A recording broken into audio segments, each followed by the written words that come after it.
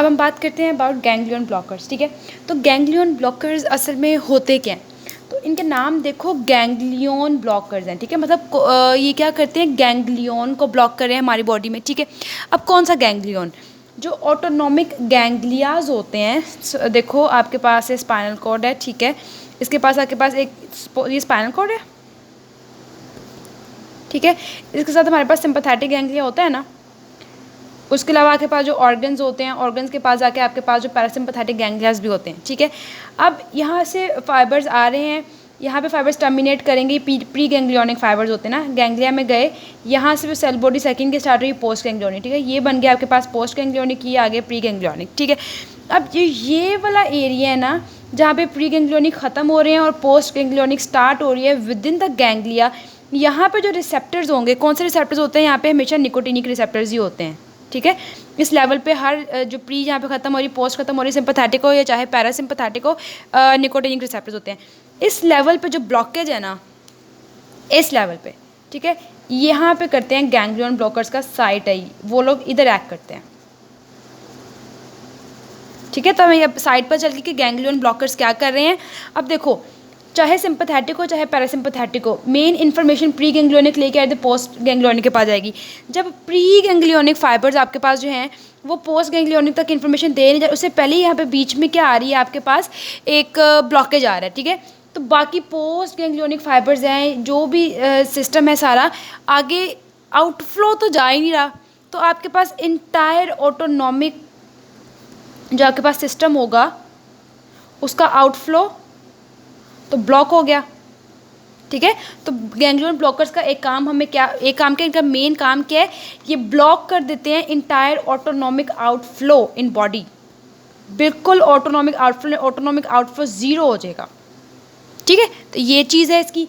फिर आपने देखना है अब गैंग्लियन ब्लॉकर्स असल में करते क्या हैं, इसमें ना मैंने नोट्स बनाए हुए हैं, आप यहाँ से देखो, ठीक है।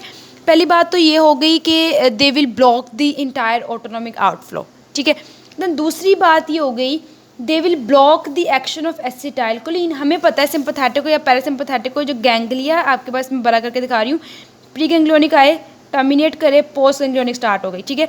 यहाँ पे निकोटिनिक रिसेप्टर्स है, निकोटिनिक रिसेप्टर्स पे यहाँ पे किसने एक्ट करना है, एसिटाइलकोलिन ने एक्ट करना है। अब क्या करेंगे, एसिटाइलकोलिन के एक्शन को या कोलिनर्जिक कितने भी एगोनिस्ट होंगे, इन सब के एक्शंस को एंटागोनाइज करेंगे, ठीक है, उनके एक्शंस को ब्लॉक कर देंगे एट निकोटिनिक रिसेप्टर्स, ठीक है। ये भी मैंने आपको बता दिया, सिंपैथेटिक हो चाहे पैरासिम्पैथेटिक ऑटोनॉमिक गैंग्लिया हो, ये भी समझ में आ गई। अब जितने भी गैंग्लियन ब्लॉकर्स हैं ना, दे आर सिंथेटिक अमाइंस, ठीक है। आपको अब ये चीज़ याद रखनी है, जितने भी गैंग्लियन ब्लॉकर्स हैं दे आर सिंथेटिक अमाइंस, और 5 नाम हैं इनके, ठीक है, 5 है गैंग्लियन ब्लॉकर्स या सिंथेटिक अमाइंस। इसमें से जो बहुत ज़्यादा इंपॉर्टेंट हैं, जिनको हमने फर्दर आगे स्टडी करना है, वो है ट्राइमेथाफैन, ठीक है। ये अगर आपके पास जो हाइपरटेंशन होती है ना, मैलिग्नेंट हाइपरटेंशन जिसे हम कहेंगे,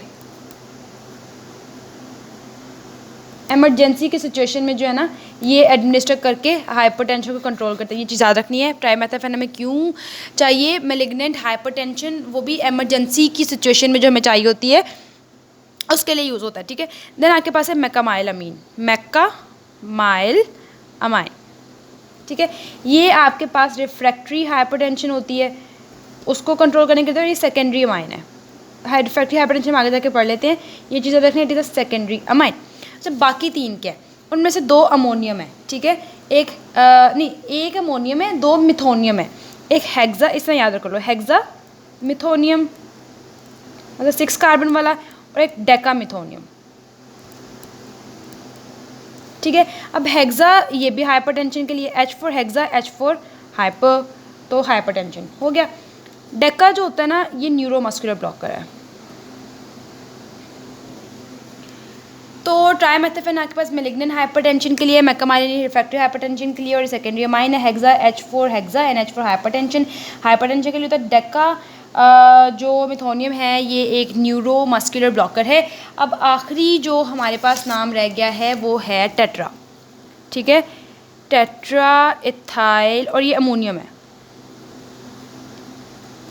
ठीक है। टेट्रा इथाइल अमोनियम है, इसका ड्यूरेशन ऑफ एक्शन सिर्फ लिखा हुआ था कि काम है, और कुछ भी नहीं करना आपने इसके बारे में, ठीक है। तो ये याद रखना है कि it has short duration of action.